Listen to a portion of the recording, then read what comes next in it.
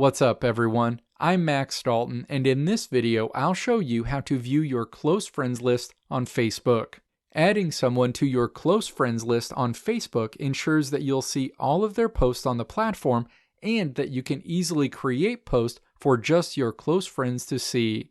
However, over time you can easily forget who you've added as a close friend. While it's not possible to see a full list of your Facebook close friends in the Facebook mobile app for iPhone, iPad, and Android devices, you can see that full list on the Facebook website. Now let's walk through the steps to view your close friends list on Facebook. Step 1. Open a web browser, navigate to www.facebook.com, and then log in to your Facebook account if prompted.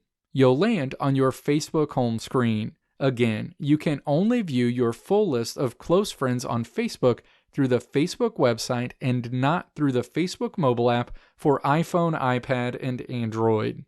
Step 2. Click Friends in the menu on the left side of the screen. The Friends screen is displayed. Step 3. Click Custom List in the menu on the left side of the screen. A custom list menu is shown. Step 4. Click Close Friends in this list. A list of all of your close friends on Facebook is displayed in the window on the right side of the screen.